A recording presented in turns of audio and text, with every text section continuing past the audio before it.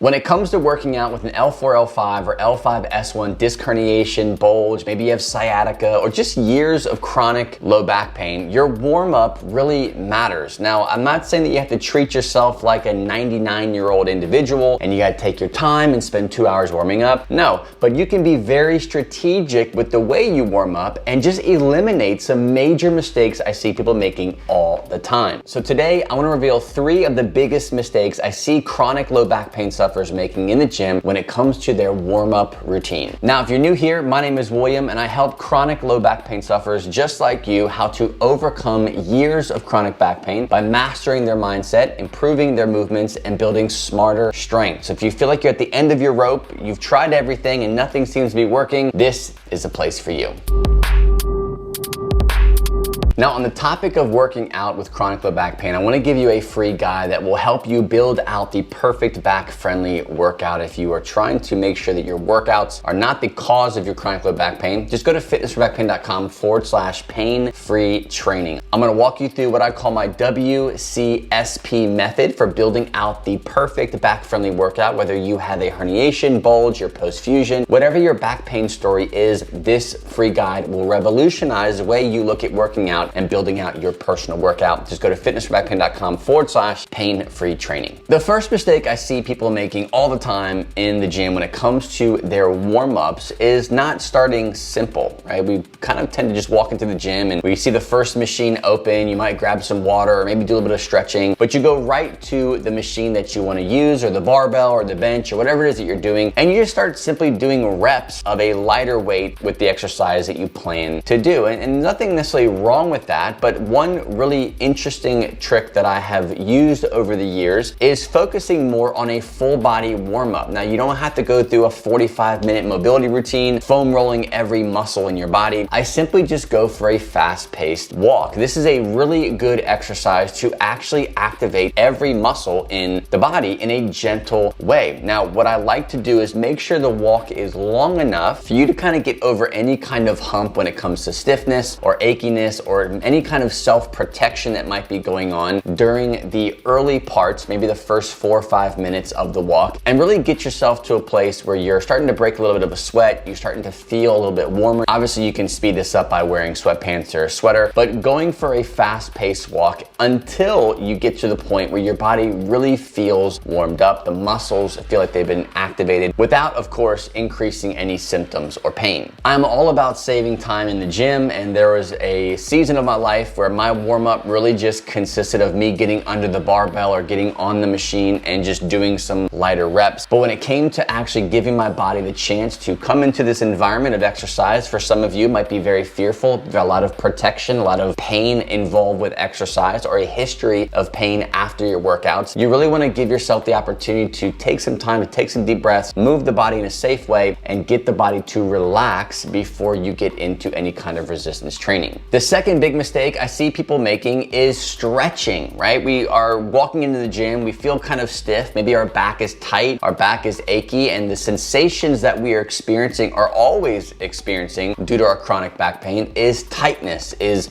protection, or is guarding. And this might send symptoms of sciatica or maybe QL tightness or piriformis tightness, all these different types of muscle responses to chronic back pain. And what we do is like, okay, I gotta get warmed up, and we start stretching. We do the pigeon stretch, we do hamstring stretches, and we're really trying to treat these symptoms with stretching the location of where these symptoms are coming from. And it makes sense, right? If your glutes are tight, stretch your glutes. If your low back is tight, stretch your low back. But when it comes to chronic back pain, this is actually the worst strategy for you to follow. But if you enjoy starting your workout with some kind of stretch type of routine, what I prefer to use is more of a dynamic movement habit. So what I'm gonna do here is, instead of stretching the glutes, I'm just going to simply take the glute or the lower body through some ranges of motion that make sense to the exercises that I'll be picking for today. So for example, if I'm going to be doing some kind of lunge or lower body pressing exercises, I'm going to simply do some body weight squats. And what I might do, as long as my symptoms are under control, I might do a little bit deeper of a squat than I would normally do when I'm actually having load on the body. Now, there's lots of different variations of more of a dynamic movement exercise exercise routine that you can follow. But the idea here is not to simply just hold a muscle in a static stretch position or trying to stretch a painful area, but instead focus on the movements that you want to accomplish in the gym, the exercises you plan to do, and find ways of using simple range of motion, just moving through a full range of motion to kind of open up opportunity for your body to start to warm up, to let go of any kind of protection or guarding, which will also, as a byproduct, treat some of these symptoms without you aggressively attacking them through static stretching. Now, the third biggest mistake I see, and honestly this is probably the biggest one, is not utilizing somatic type of movements to treat guarding and protecting. Now, you're probably like, what in the world? Well, if you've ever felt like your back is just tight for no reason, right? You walk into the gym, before you even get on the treadmill, your back is just really tight. Your body is naturally responding to the chronic pain that you might be in with muscle contraction, with a chronic stiffness. And what happens is the relationship between contracting and relaxing these muscles is kind of weird. It becomes complicated, where our body desires, or our body chooses, to be in a more of a contracted state versus a relaxed state, only contracting when it actually needs to. This is what I call your self-protection mechanism. People who are in chronic back pain are always firing in this self-protection mode. And what happens is they take this protection mechanism into the gym, and then they start trying to exercise and move and twist and stretch this protection mechanism. And all it does is you might get a little bit of relief while you're in the gym, while you're doing the movements that you might have picked. But when you leave, guess what happens? Your back locks up. It creates that stiffness again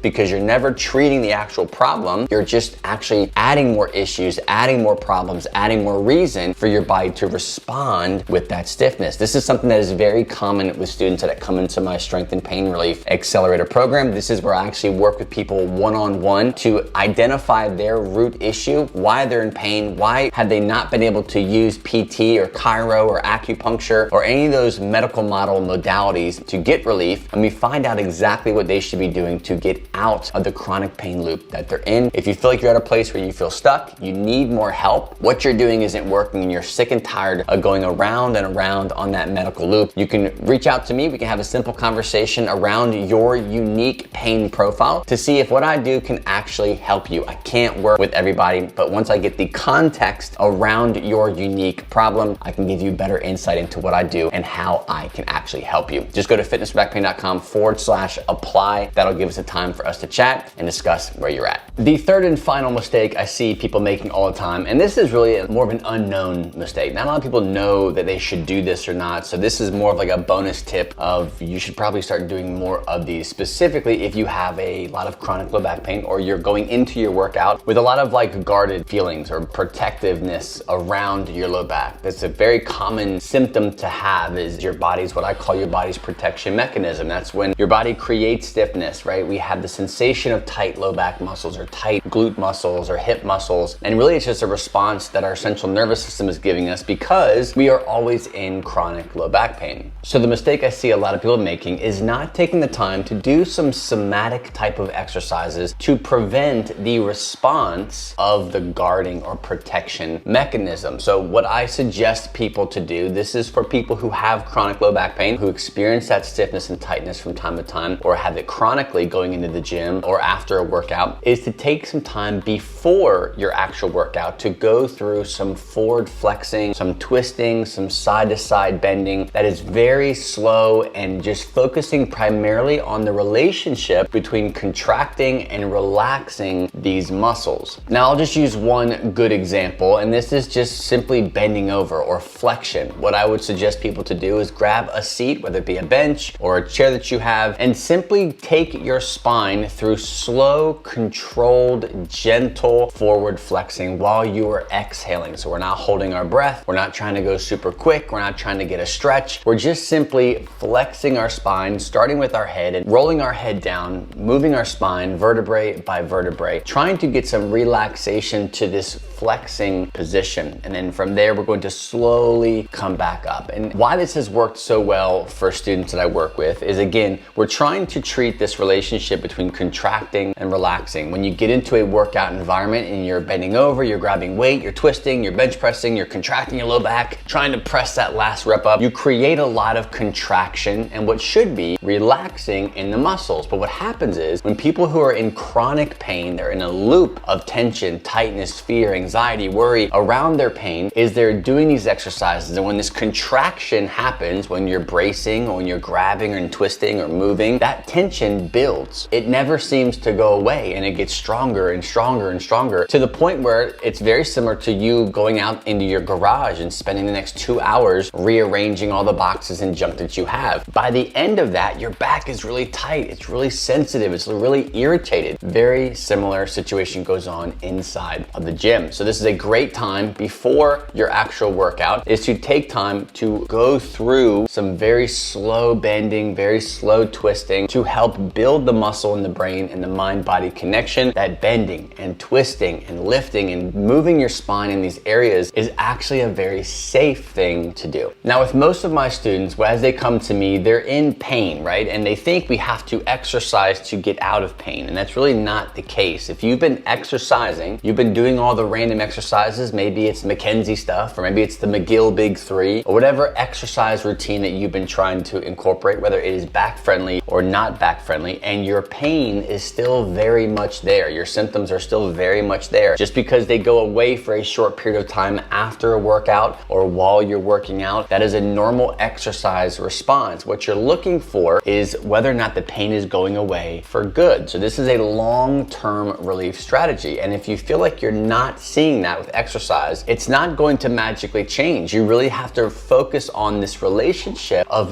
desensitizing your pain system first, so that the body's natural response to exercise isn't to create more pain, more stiffness, more tightness, more protection. And that is the natural cycle of chronic pain that I see people with all the time. Now, if you feel stuck, if you feel like, yeah, that's me, like I've tried everything, I've tried PT, I've done PRP injections, I've seen multiple practitioners to help me with my problem, and the pain is still very much here. Now, actually, I've been in pain for years and years, and it's not going away. You may just be one simple conversation away from really understanding why that is, right? It's the most important thing that you do right now. The most important thing that you do is learn how to become self-sufficient, how to answer your own questions, not become dependent on someone else, but have them teach you how to heal yourself. And that's exactly what I do inside of my Strength and Pain Relief Accelerator program. If you're stuck, if you feel like you need some help, reach out, apply. You can go to fitnessforbackpain.com/apply. That'll give us a chance to have a live conversation between you and I to see whether what I do can actually help you. Now, I can't work with everyone, but that conversation will actually give us insight into whether or not what I do can actually help. You can go to fitnessforbackpain.com/apply to grab a slot for us to chat today. As always, thanks for watching. God bless, and I will see you on the next episode.